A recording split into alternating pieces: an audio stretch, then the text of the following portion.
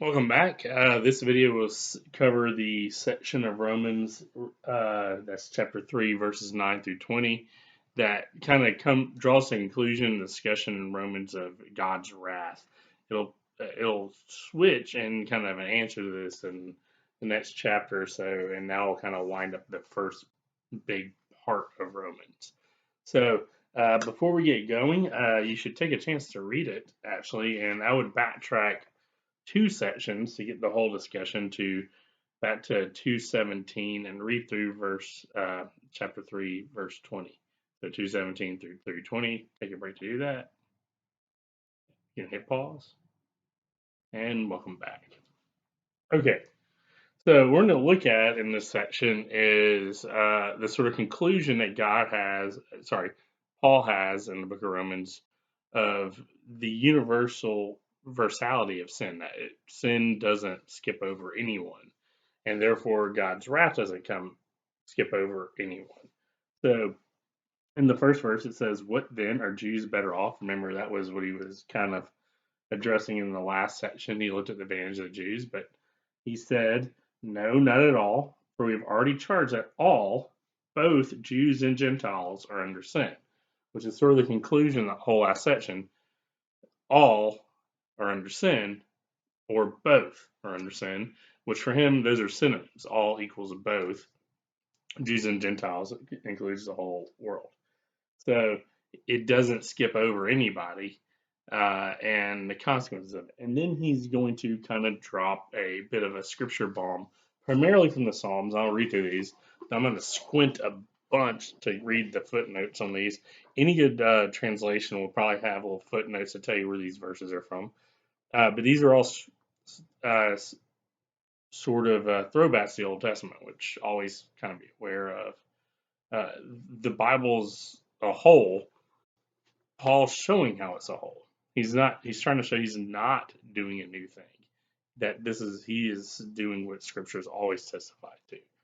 So the first quote he does is, "None is righteous, no, not one. No one understands, no one seeks for God. All have turned aside, together they have become worthless. No one does good, not even one." And that is going to be coming from a section that is shared by Psalm 14, 1 through 3, and Psalm 53, 1 through 3. But it's repeated in two different Psalms. "The throat is an open grave. They use their tongues to deceive." That's going to be Psalm 5, 9. "The venom of asps is under their lips." That they're basically snakes. That's Psalm 10, 7. Probably quoting from the Greek translation of the Septuagint for that one, which kind of helps illustrate that might have been Paul's favorite translation. "Their mouth is full of curses and bitterness," and that is from Psalm 10:7.